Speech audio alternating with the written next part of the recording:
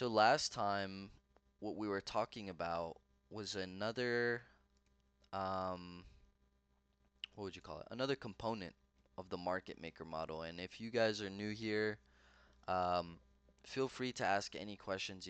I always really hated when I would join a live stream and I was there to learn and I was putting in the time and putting in the work, and I just go in to get lost in a ocean of just technical jargon, like somebody that is just making it sound so complicated without any doing any real work to kind of simplify it to somebody who is not as advanced, right?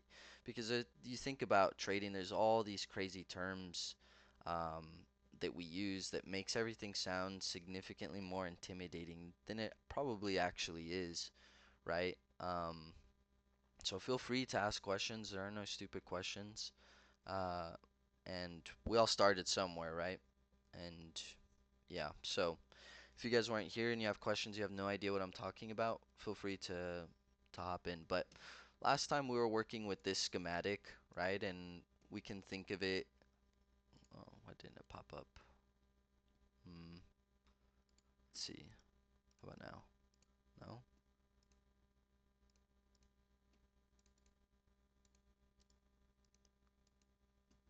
I see the image here. I don't know why it's not popping up. Let me try another one real quick. How about this one? Alright, we'll try on another chart. If it doesn't work, then you guys are gonna have to be subjected to my artistic skills, and they are not very good. So let's see. Hopefully it works.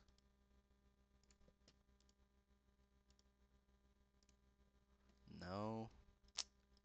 Eek. Oh, actually, I know why, bro. I'm so dumb. Alright, let's go back to gold. Okay, so we're working with this schematic, and when I say schematic, guys, I want you to just kind of think of it like if you were trading a triangle, right? And I just showed you on a chart, like I just did something like this, where I was like, see right here, we have an ascending triangle. Here we have broadening wedge. Here we have consolidation.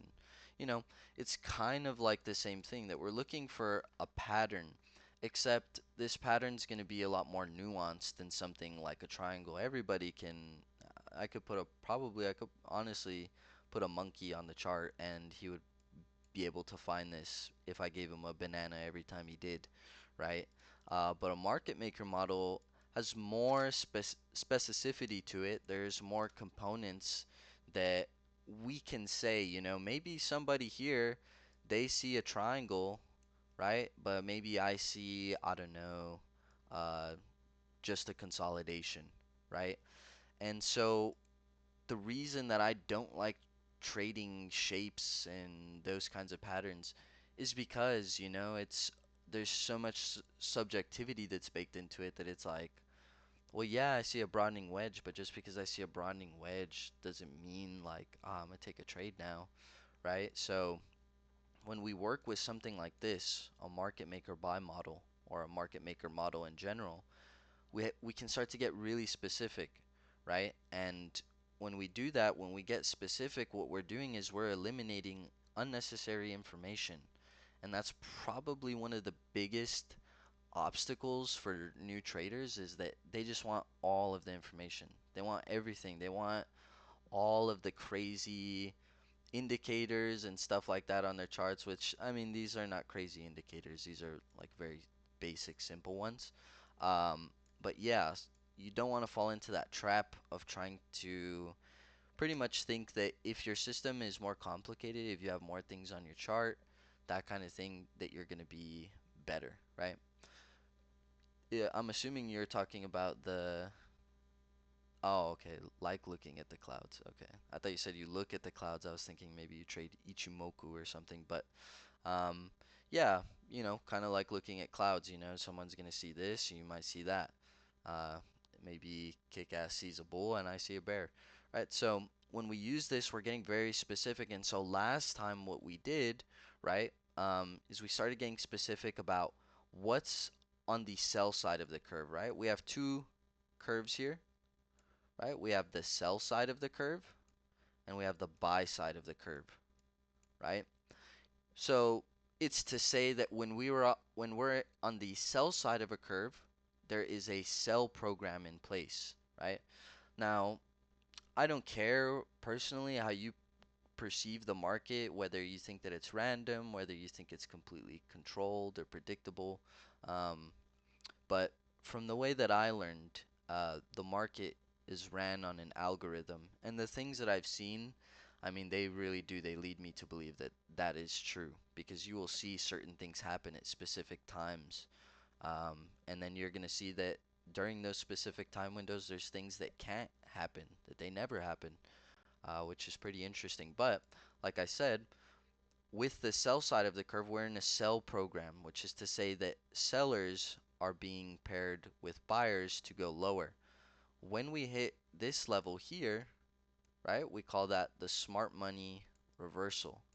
What happens in a smart money reversal is smart money will start to shift into a buy program. Now, usually we're not just randomly shifting into a buy program. There's going to be a reason on the left side of your chart as to why that's happening. Whether it's an old high or old low, sorry, or if it's a old fair value gap.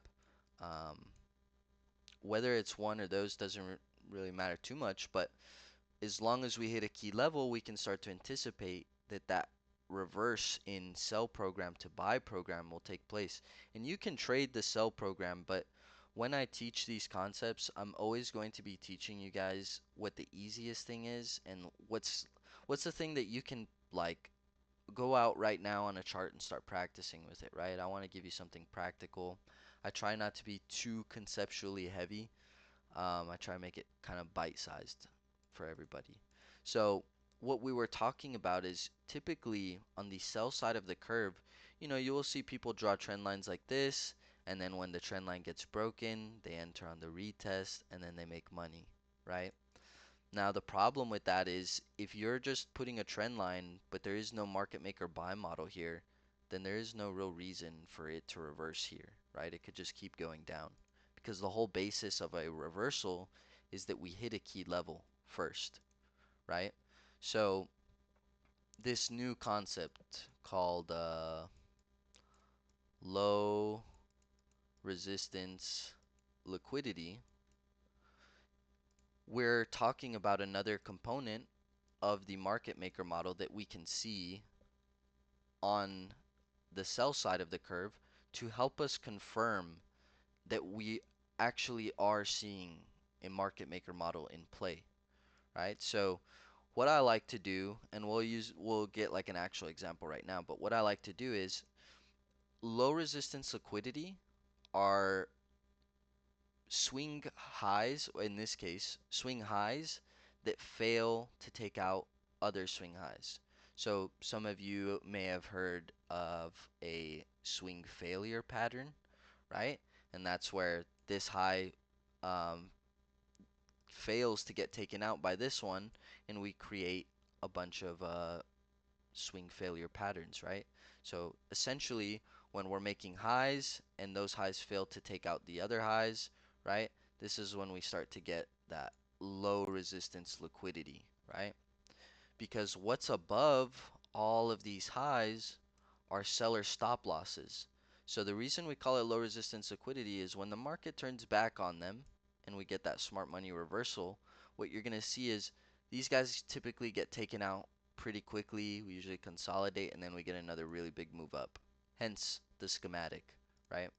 So we'll look at a couple examples of that, but just remember this is how I use trend lines. I don't care about the break or whatever. I just care about that I know, hey, up here, these are going to be my targets most of the time, right? Because that's where the stop losses are. No problem, Dev. You have a good rest of your day, bro. Um, on the accumulation phase before reversal, do you think Wyckoff model can help? I think that market maker models are the more specific version of Wyckoff models because they look somewhat similar, right? Now, when we're just looking at this schematic, obviously it looks more simple, right? But you start learning the mechanics of a market maker model, you can get a lot more specific with it. So I like to think that they're not too far apart, but this is just the modern day version, in my opinion, right? So, any questions on this so far? Um, another example of some low resistance liquidity would be, right, it doesn't always just have to be to the upside, but it could be to the downside. All of this right here, all of these lows being created, those are also low resistance liquidity, and a lot of times you'll see us pull back to halfway and then keep going, right? So if everybody's got that, we can move on to looking at an actual example. And I guess we could just leave these drawings here for now. So let's look at some examples of that. And we'll stay on gold, uh, just because we've been working a lot on gold and it seems like a lot of us are trading it. Seems like the fan favorites, just from what I can gather from what you guys share with me, is Bitcoin and gold. Seem like the main things that you guys are trading and working with, right? For the most part, which is pretty solid, you know. I like trading those assets as well. But yeah, so let's take a look. So first of all, we have to understand the concept of if we want to be able to see a market maker model before it starts to happen or as it's happening, right?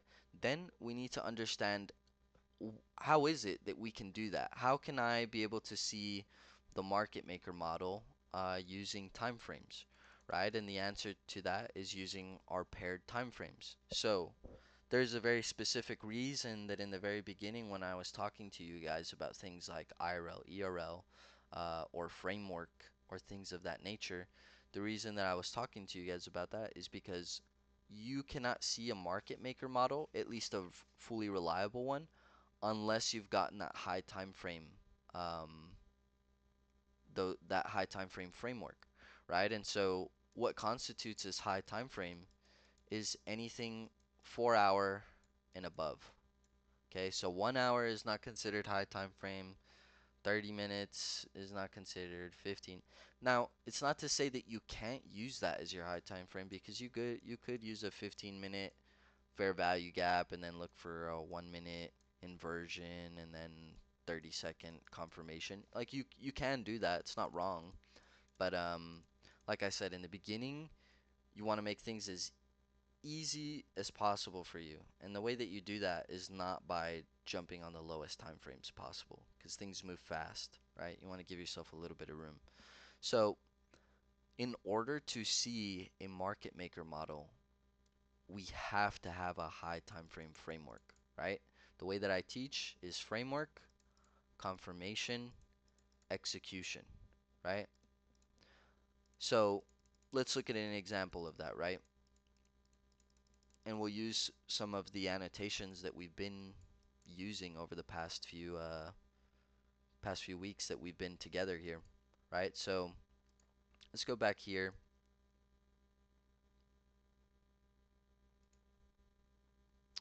So notice, right? It would be pretty difficult, so to speak, it for you to see a market maker model here, right? And let me put the schematic there. For you to see that on this time frame, you can't really see it. I mean, a little bit, but it's not. It doesn't look like it's very accurate, right? So who can tell me from the 4 hour what time frame are we jumping to? We gotta throw mini quizzes out there. We gotta see. Very nice. 15 minutes. There you go. Cool. So notice, right? I did my high time frame framework, right? Which is what? IRL, ERL. Fair value gap, swing high, right? Are we in a bullish market or bearish market? Bullish, right? Don't even need to really do technicals to see that. Um, Now, we got a candle close back inside, right? So maybe we start to reverse here, but that aside, let's just focus on being able to see the market maker model. So we drop down to the 15 minute and notice, right? It's not perfect. It's not, I mean, I won't say it's never going to be perfect because sometimes it is, but you don't want to have that expectation that it's going to be perfect, right? You want to train your eyes to see the different phases. So, like, for example, not every consolidation looks like this. There are consolidations that look like this, right? Where they're kind of in this parallel channel. Sometimes they look like this, parallel channel going down, right? Sometimes they look like this, right? The consolidations can look all sorts of ways, right? So we need to remember and train ourselves to not expect that we're going to see it perfect and it's like, ah, if I don't see it perfectly, then I'm not going to trade it. And I mean, I guess you can do that if you want to be really nitpicky, but you will have less trades, and the less trades that you have, usually people get more antsy. So, as you can see here, though, it fits pretty well when I do it like that, right? We have this consolidation, we have that move down, right? We move into that key level, and then we have our move back higher, right? So the low resistance liquidity in this example, right? The way that I like to map it out, you can map it out however it is that you like. I like to keep my drawing tool on and just go to all of the failed swing highs, right? So for example, why didn't I mark this one, right? It's already been taken out, right? Why wouldn't I have traded this inversion? Because we have not hit our key level, right? It's the first thing that we need. If you're trading without hitting a key level, you're gambling, right? Take the quarters to the slot machines if that's the case. So as you can see, all of these failed swing highs, this is low resistance liquidity. So that's why when people ask me, do I use trend lines? It's like, kinda, yeah, but I'm not the person that's like, oh, we broke the trend line here. I'm in, you know. I'm not doing that. So I do use them, but I use them in a way to map out liquidity, right? And if we let this play out, you'll see, right? Okay, we get that last move down.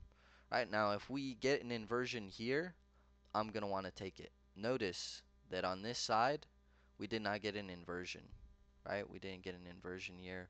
We come back down, we leave more low resistance liquidity, and we leave my favorite kind of low resistance liquidity, which is relative equal highs. When highs are very close to each other, or even when they are exact, I mean, that's when I get really excited, right? That would be like the equivalent, like if I was out hunting and I was sitting in the tree for a while, and then I hear some like branches snapping, it's like, oh shit, it kind of, your ears should perk up, your eyes should kind of laser in on that. And I showed some examples of some pretty crazy trades that I've had just based off of that, right?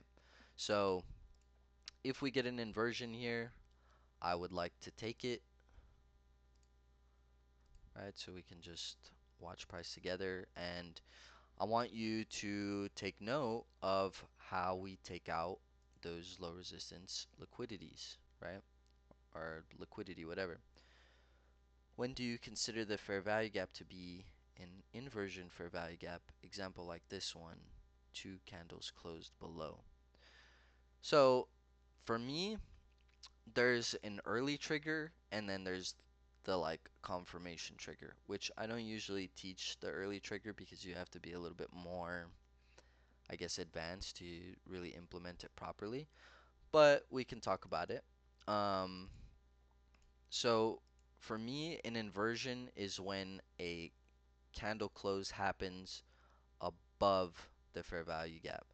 It doesn't matter to me if we reject off of here first. That would actually be better if it was respected first and then disrespected.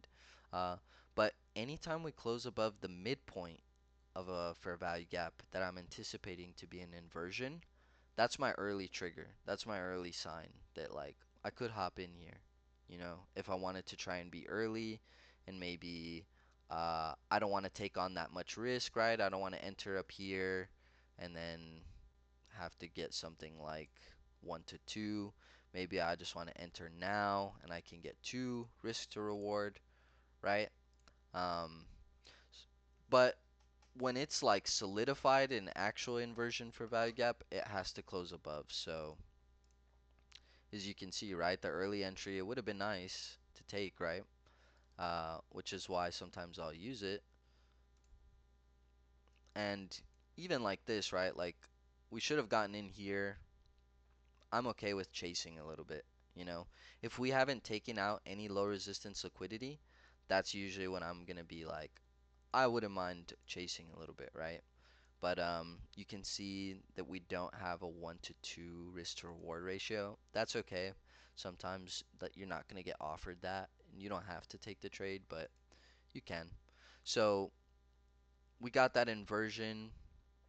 You know, I'm putting my stop here below the inversion just because we got in late. Normally I would want it here at the candle body or the wick, but let's see what happens. All right, that's fine. We get tagged out. We can still watch it play out. This low though is the one that I would expect like it doesn't get taken out, right? So let's see, we move back up. We created another low resistance liquidity, actually a lot of low resistance liquidity here. Um, I think we even have more, right? Relative equal highs. So see, even in an example like this, like where I chased and I got taken out early, if I know that I'm on the buy side of a curve, I don't care too much if I lost, right? Because I know I'm on the buy side of the curve. I know that there's more opportunities here for me. Um, and yeah, I don't have to get so worked up on, I'm sure everybody's been there before where you take a trade and you get stopped out and then it goes right to your fucking TP, right? So, yeah, that's why I really like this model because when I get stopped out, I'm like, but if I'm right about the side of the curve that we're on, it's not a problem, right? I could enter off of this fair value gap um, or something along those lines, right? And then we get an inversion and then I could take it, whatever. But we're just going to watch for now, right? So more low resistance liquidity, right? And now look at how we take it out. Almost all green candles, right? All of this low resistance liquidity was a very big sign that we were still on the right side, right? And that trade from this fair value gap would have went real nice if we took it. We didn't, that's okay. And now we see a full market maker model played out, right? So that's kind of the recap um, of what we were talking about last time for the most part. Personally, I would trade the inversion fair value gap into mid fair value gap from the first dump. Um, like you're saying you would drag this and then use this. That's what I'm guessing you mean. I don't know. Um, but yeah, the important thing is to get the low right, and we're right about the low, just fine. But we had to chase a little bit, giving some realistic scenarios. But yeah, that's low resistance liquidity right there. So we can look at another example or two, and then we'll get into standard deviations. Um, yeah, we could look at a Bitcoin example too. So the inversion of the fair value gap would be the signal of a change of direction of the market maker model. Solid question. If IRL and ERL are my framework, then my confirmation is the inversion fair value gap. Okay? So to answer your question, yes, it would be a signal that the smart money reversal has now taken place and is underway, right? Because when we invert a fair value gap after keying off a key level, That is a market structure break, right? The same way that when we close above a high, we consider that to be a market structure break, so is it when we close above a bearish fair value gap, right? And there's a lot of entry techniques, and we'll definitely,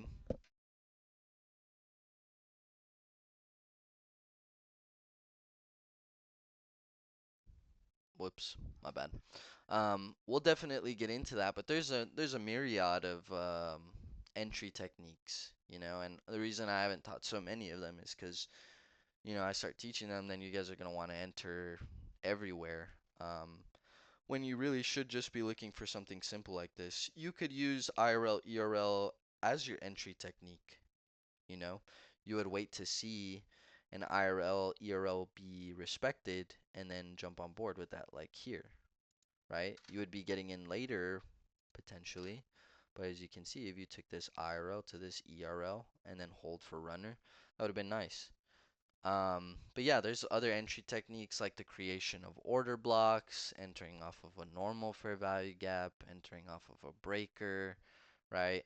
Um, but yes, the 15-minute candle that closed below the 4-hour fair value gap does not concern you, right? I'm assuming you mean this. Um, it does concern me because that's not indicative of a move that's like super duper strong, right? Because if it was really strong, it wouldn't even revisit the inversion. But it's not going to concern me so much. Previous swing low. This one? Oh, closing above here on the 15-minute, you mean? Ah, okay, okay. No, because it's on the 15-minute. The close, I'm more concerned about on the 4-hour, right? If we closed below this on the 4-hour, then that's when I would be concerned, right? But the 15-minute, because it's what would you call it? Because it's a piece of the 4-hour, right? Look, let's do a little bit of math here. Um, 4 times 60, 240 divided by 15 is 16. So 16 15-minute candles makes up one full 4-hour candle. So I don't really care if the 15-minute wants to color outside of the lines. I actually like it when price comes all the way down to fill a fair value gap. I will feel more confident. In a very bullish market, the upper half of a fair value gap should suffice, but I also like it when we fill a fair value gap and then we start moving. But yeah, wicks don't matter. I don't mind if it stabs below. I actually like that, right? Because then we get these really big reversal candles. And candle 3 didn't do its job, but candle 4 or yeah, candle 4 did. Candle 5 and 6 are a little bit lackluster. But yeah. Yeah, so as long as that doesn't close below, and you'll see, right, on all these other ones, right, we tap into the fair value gap here. We don't close below it, obviously, right, and we start moving up. Um, so yeah, the 4-hour is what I'm gonna care about. If I drew it on the 4-hour, then I care if it closes below on the 4-hour, right?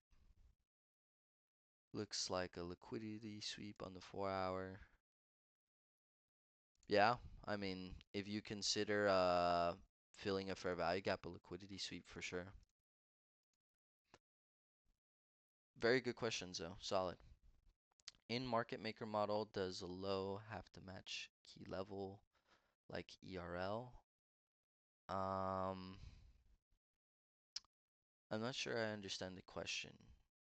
Does does the low have to match key level? I mean, it doesn't have. I don't know. I may not be understanding the question correctly, but if you're asking me like, does it have to go all the way down here? No, it doesn't. But it does have to tap it. It has to hit the key level. Even if it's a very shallow, like just barely wicks into it, like kind of like this example we're looking at, um, where we take this, we just barely tap into it there and then go. That's fine. I don't know, did I answer the question correctly? I'm not sure, but yeah, yeah, exactly. All right, cool. So, any more questions before we move on? Or we got it? Cool. I think we got it then. All right, so now the fun part.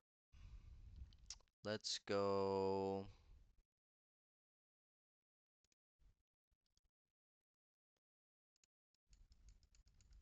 Give me 1 second. Let me put all the fucking drawings in here just 'cause it's such a pain in the ass to redraw them. So, we're gonna go over those standard deviations right now. I know that that name of that concept sounds so like it just sounds crazy. Uh, but I promise you, just like everything else that I've taught, when we get into it and we break it down, it's not so bad. Bro, how many drawings? Okay, fuck. You know what? Hmm.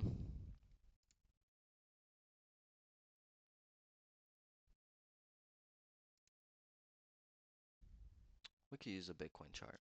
And we'll go back. Alright, so we're gonna use this example that we've worked with before.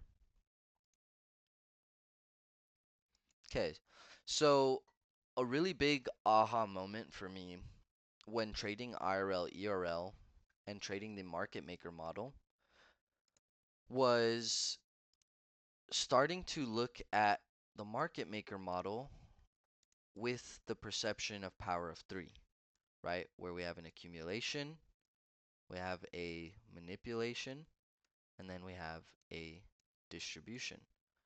What you need to remember is these retracements, they are manipulation. What are we manipulating into? We're manipulating into a key level. Why are we manipulating into that key level? Price needs more orders before it goes back up. Now, I'm not saying that because that's the way that the market works, but that's just how I would like for you guys to conceptualize it. That price makes a big move, needs to come back down, refuel on some orders, and then continue back up, right? So that's the first thing that we kind of need to understand is that this whole move right here is manipulation. Now, what we need to do is we need to find that last manipulation leg before the move higher, okay? So let's take a look at an example of that, right? Let's delete all this. Okay, so we're on the weekly. What time frame are we dropping down to, guys? So that we can look at this market maker model. Someone tell me. Weekly to what? Hmm, Jake's is the correct answer. So 4 hour. Now, it's not wrong if you go to the daily and you're matching everything up, but typically when we're doing the time frame pairs, it's usually weekly to 4 hour. Do you always use the same time frames in your trades, or how do you decide which multi-time frame to use? Um, I'm usually using one of these, right? Monthly, daily, maybe 1 hour, uh, or going daily, 1 hour, 15 minute, right? Weekly, 4 hour, 15 minute, and so on. Now, the way that I decide which one of those I'm going to use is number one, I want the one that I'm using to be clean, right? I want it to look like it makes sense. This right here on the weekly looks super good to me. It looks clean, right? Nothing's messy here to me. Everything looks just as it should. It will also matter, you know, how long do I want to be in a trade? Because if I'm not really looking to swing trade, then there's no real reason for me to be hanging out on the monthly, um, right? So yeah, that's how. Hopefully, I answered the question.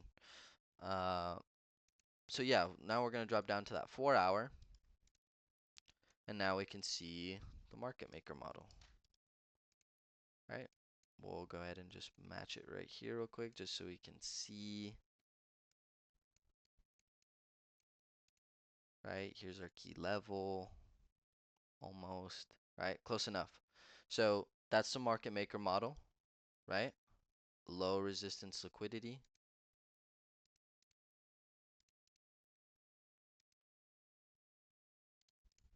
Okay, so at this point in time, are we bullish or are we bearish? Who can tell me? Who can take a stab at it?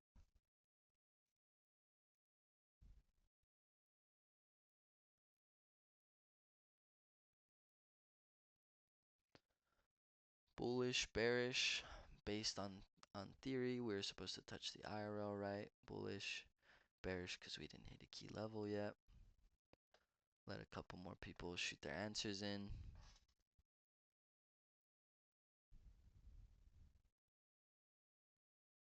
Okay, okay.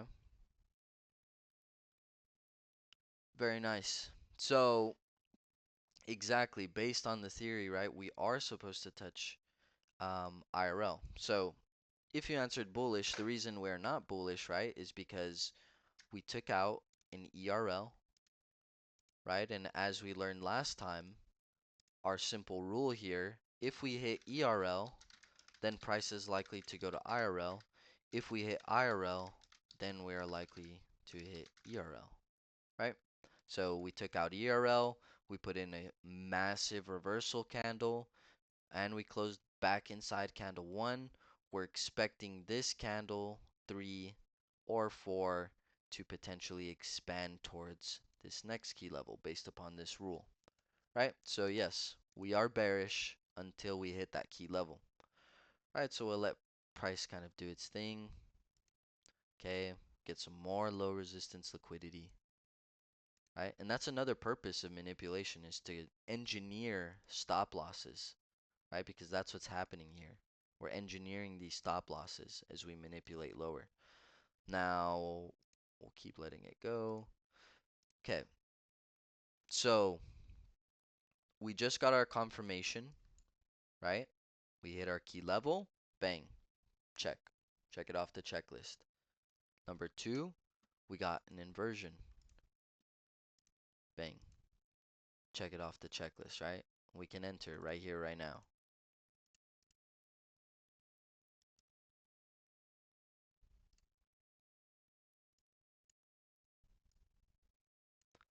Okay, let price move around a little bit, get us in, put our stop loss at this low here. All right, so out of this whole move in the manipulation, right? Actually, let me answer that question. I could switch to the 15-minute, but here's the thing, guys. We drew our drawings from the we started on the weekly. We didn't start on the 4-hour, right? Now, if we go into the 15-minute, the execution is going to be a little bit more noisy. You don't have to use all 3 time frames. In fact, I usually advocate that when you start off, you only use 2 time frames because it'll be less work on your part, but it's still relatively in the same ballpark of win rate. You will have a higher win rate if you can learn to execute properly on the 15-minute. But right now, what we're doing is we're working on framework, high time frame, confirmation, mid time frame, right? And we can enter off confirmation, or we can get the confirmation, then look for somewhere to execute on a lower time frame. But as you'll see in like the later sessions when we get there, it's going to be a little bit harder. You have to do a little bit more work. But for now, we're using our key level and we're using our confirmation for entry, right? Now, out of this whole move, right, we know that all of this is manipulation into a key level. I'm looking for that last leg in price before we go higher, right? So this leg right here is what I'm looking for, right? There's the inversion, and then we start moving higher, right? I'm looking specifically for this last move, okay? which would be this. Okay. Now I'm gonna put the fib settings on the screen. I'm gonna give a moment for people to copy them down, do whatever it is that they need to do. Um, and if you're going bearish, you would use it like this. And if you wanted to switch it to go get some bullish targets, then you would just hit reverse, right? You don't have to change this to positive or anything like that. But I'll leave this up for just a little bit in case anybody wants to screenshot it or whatever. Now's the time. And yeah, you guys will also have the recording as well. Okay. So in the beginning, I don't want you guys to use the -1 to -1.5. I want you to only use these, right? And we'll talk about the 1.5 soon, promise. But when we talk about this, let's kind of move away from the example real quick. So here, we call this our anchor, right? What are we anchoring from? And what we're anchoring from is that last manipulation leg from the paired time frame. Okay? That is how we anchor our fib. Okay? This first area, the -2 to -2.5, we call the retracement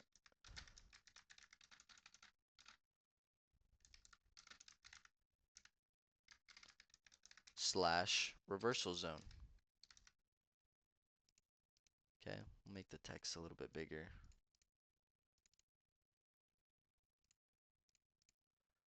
Okay, the 4 to 4.5 standard deviations we call terminus. Okay, so what do these mean? When price moves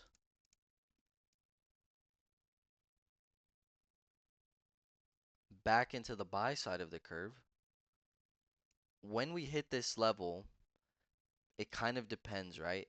If this is the top of the original consolidation, it's going to be a lot higher probability that we definitely get a retracement or a reversal here. If it's not,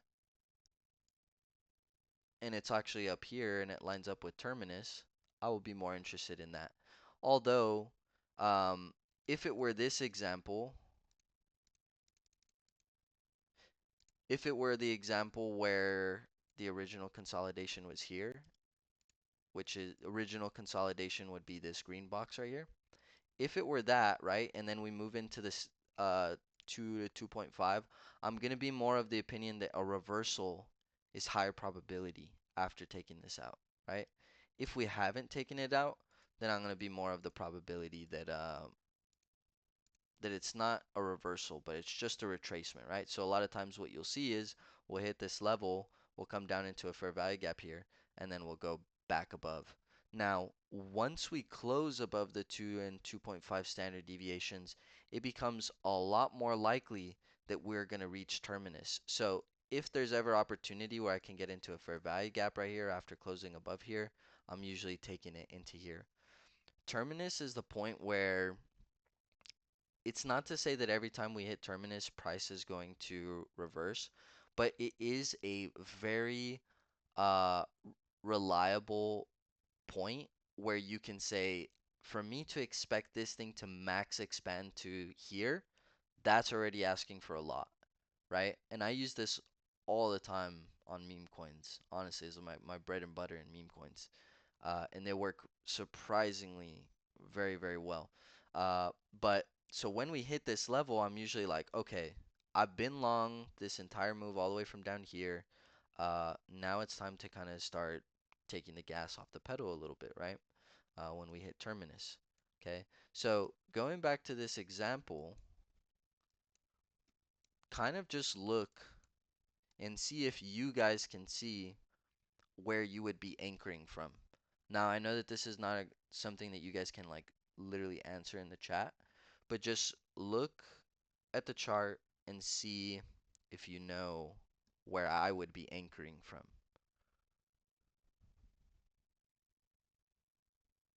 No, I would not be going like this. That I would not be doing. 47K target? I don't know. What happened? I mean, yes. Well, 47.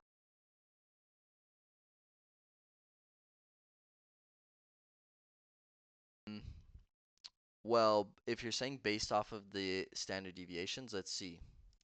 Where I would anchor it is here, right? So I'm always going to be looking left to see what's agreeing with my standard deviations, right? What's inside of this zone right here, right? What do I see? I see I see swing high, right? Just next to premium. Notice that the standard deviation is also capturing the premium of this range, right? Which I know we haven't gone too much into, but cutting this in half, below it is discount, above it is premium. And the 4 to 4.5 is right here on this rejection block, which I have not talked about yet either. And it's also very close to the ERL, right? So TP1, TP2, possible runner. Okay, and we can watch price do its thing, and let's see what happens when we get to those levels.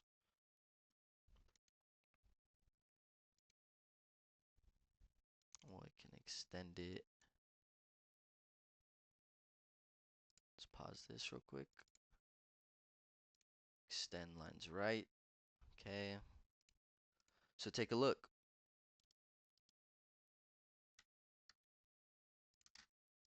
Right off of that level. All right. We retrace. Take out a low. Consolidate. Reject off of it again. Showing a lot of respect to that level, right? Once we close above here, if we get an entry, a potential entry from here, I'm I'm gonna be super down with it because we're in that we just closed above, right? Which tells me it's high likelihood that we're gonna be moving into here. Can we use standard deviation on a higher time frame like the daily or weekly um, if we're swing trading? Oh yeah, definitely. And I'll show you a really good example of that right now. So let's just let this play out. We'll put our TP up here, right? We get a little small retracement, a little consolidation after we hit that 4 standard deviations. But yeah, there it goes, right? So definitely you can use it on the higher time frame as well. It's actually, I mean, arguably, it's more important to do something like that on the higher time frame than it is the lower time frames because you will just get significantly more moves, right? And we kind of talked about this last time. If you know, remember that what's going to make this so effective is if you know where you're at in terms of framing of the power of three. I was framing a yearly power of three here, right? The yearly open is somewhere like right here, right? What do we usually get at the open? Accumulation, and then we get manipulation, right? Where are we manipulating to? I'm looking left in the standard deviations, right? How do I know that this was the last manipulative level? Because that right there, this was the last leg higher before the move lower, right? After we market structure break, I'm like, ah, okay, this is for sure where I should be anchoring from. Or even when we create the order block. But as you can see, right, I look left to see if there's something there that agrees with my standard deviations. I see relative equal lows. We take it and then we move higher, right? Which then I could draw this standard deviation, right? And it's on the higher time frame for sure. But as you can see, I mean, right now we're consolidating in a bullish market. So on a higher time frame basis, I could say, yeah, I'm looking for this. If I wanted it on a shorter time frame, I would have to come down in time frame and look for this last move, this last leg lower here, right? Which I could use this one.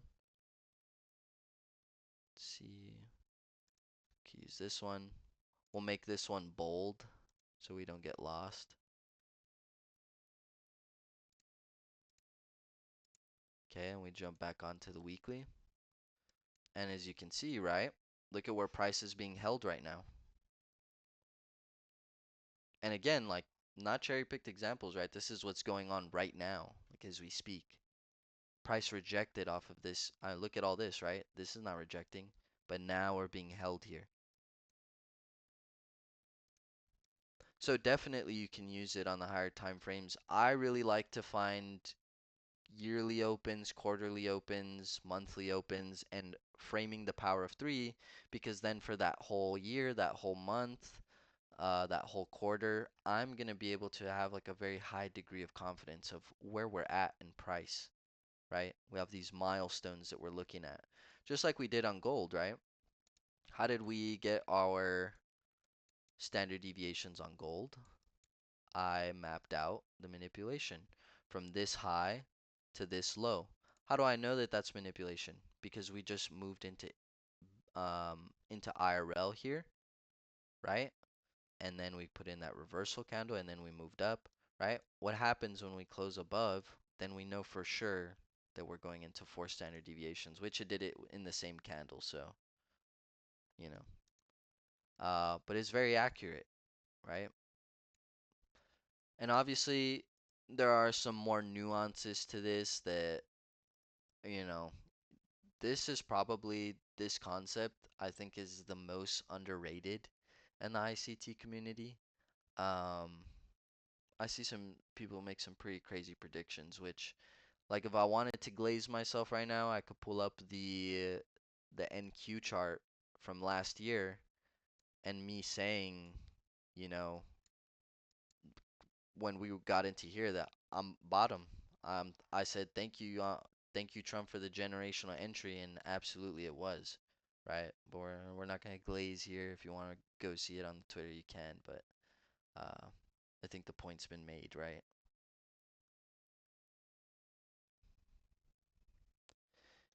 If it goes above terminus, then there's not like like let's maybe look for an example of like where that happens, right? Let's take this one. Price goes above terminus here, right? It's like I don't have to act upon that, you know? If it goes above terminus, it goes above terminus. Uh, Once it hits terminus, I have to pull back my expectations. Simply because I've seen it happen so many times that it's like more often than not when we hit that level, we're gonna go down, you know? Uh, or we're gonna start going the other way. So it's a way to kind of temper expectations. It's not always going to be perfect, but as you guys can see in the examples here that we've been using, they've been working pretty well. I think I had used it during this time as well. Yeah, look, check it out. That's how I knew how to get the fuck out of Seoul, right? Once we got all the way up here and we get that classic pattern that we've been working with together these past few days, and then the inversion, like market maker sell model, you know. Well, no, it doesn't mean that everything above it is manipulation. It just means that price has expanded 4 standard deviations. What's being measured here, guys, is the manipulation. So when I say 4 standard deviations, that means 4 of these, right? There's 2 standard deviations, right? We just took one, two. We're using the manipulation. If you can measure the manipulation, then you can anticipate the distribution. Okay, so it just means that when we hit 4 of these, it's time temper your expectations of what this thing's how far it's gonna keep going, right? Same thing with this one, right? Different example, and on the high time frame, right? From this high to this low before price started moving up significantly, we get stopped right in here. And it matches with the other one, which, like I said, this can get very advanced very quickly when you start talking about using multiple and what time frames you should be using to layer them on top of each other. Yeah, it makes sense that it reminds you of that because this is you know, Sol pretty much is at the mercy of Bitcoin and what it does.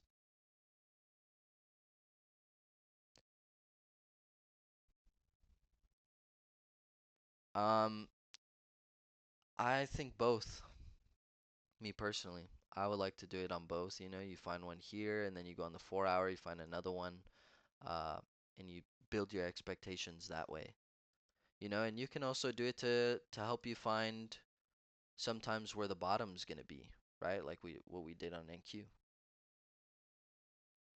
Play around with it, back test, try and mix it into all the other things we've been talking about.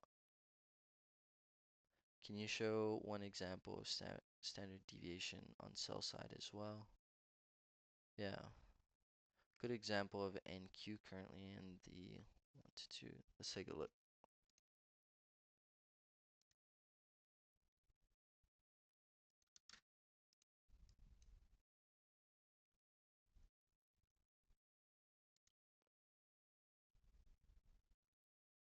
On the 1 hour. Mm, where would you be like framing from? Are you framing from here or something? I'm not sure. I've noticed your fibs look different. Is it a different type of retracement tool or the same way? So it's just the basic fib retracement. And yeah, like you can extend those lines, right? I don't have to extend them. I can change the thickness and, you know, because if you just bring up the basic fib, it's going to look like that. So you do have to mess with it a little bit. But yeah, on the sell side, I mean, that's kind of like the one we looked at, right? On NQ here, right? There's that sell side liquidity, right? We anchored from up here, right? Relative equal lows inside of the retracement slash reversal zone, right? I mean, we just swept off weekly swing point on BTC, so could we be at manipulation right now? Well, we didn't sweep it, right? We market structure broke below, right? Because we got a candle close below. So we didn't sweep it. Um, unless are you maybe talking about this low over here? What's this low come in at? 74,508, 74,604. So we have not tapped it yet. Yeah, like probably one of these or something. One of these three.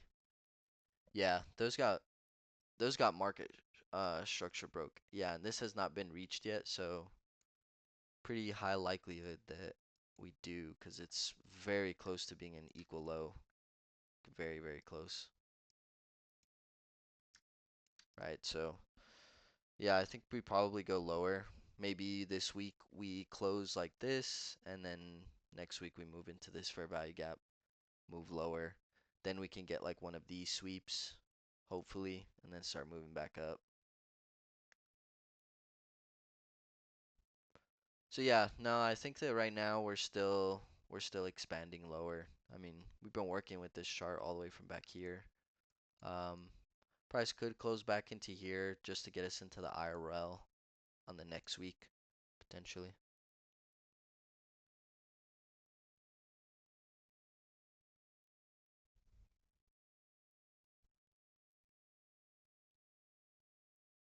Any other questions, comments, concerns, anything like that?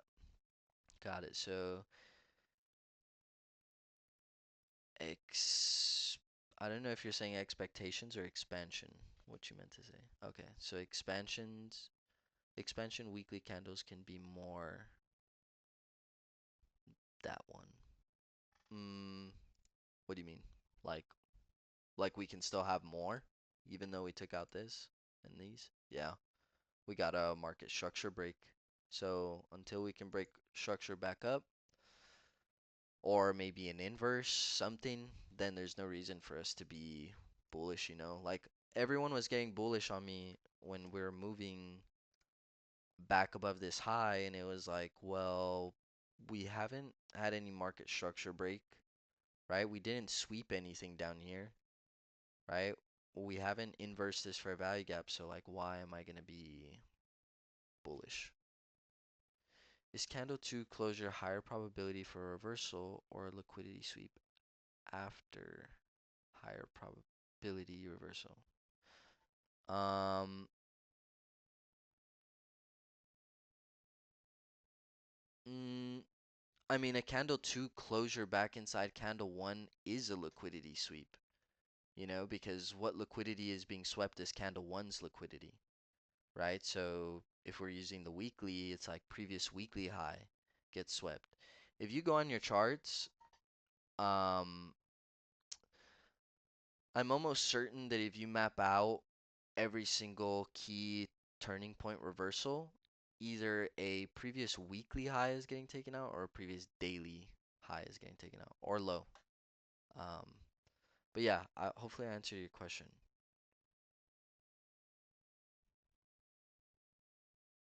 So yeah, candle 2 is a liquidity sweep because we're sweeping this buy side right here of candle 1, right? And what happens after we sweep that liquidity? We break market structure, we inverse, right? And we start moving lower.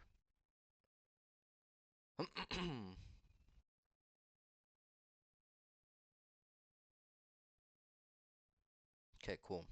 Well, let's see what's these last few messages and then we'll start to wrap things up. So in order to start the next power of 3 cycle, we need to see an accumulation inside the last candle, right? Um, anytime price goes through the cycle of accumulation, manipulation, then distribution, then a new cycle can start, right? And it doesn't even have to manipulate again is the thing, right? When we get back down here, it could just consolidate and move lower. Price doesn't have to manipulate higher when it's expanding. You think we go lower or consolidate around here for BTC and uh, gold? Um, it's NFP week, so I think that we'll probably get some manipulative moves, right? We'll move up a little bit, I think. Usually after the first week, I get a lot more confident in what I'm thinking because then I can think about the weekly PO3 and where we're at inside of it. But as of right now, my thoughts on BTC is we probably move up a little bit, consolidate a little bit this week. Um, Probably more moving up because BTC likes to react like that, usually off news and stuff like that. But yeah, for me, this week would be more like I'm not super interested. I'd be interested in the next week to see if we could get into this fair value gap.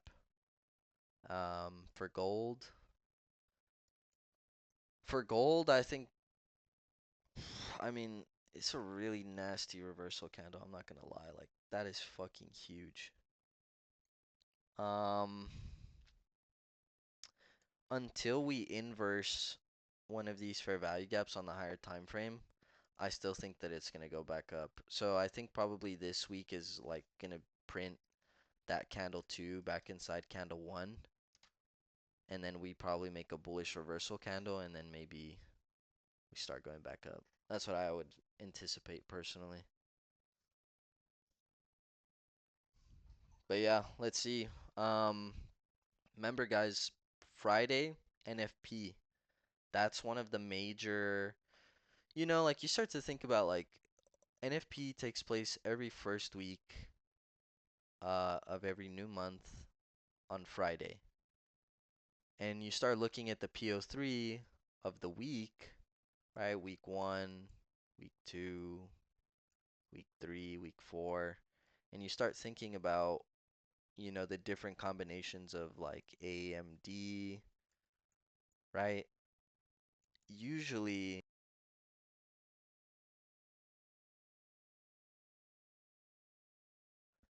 usually we get Monday kind of like this, like Tuesday, Wednesday, Thursday, and then Friday NFP happens, and then you start to see things maybe get kicked off a little bit.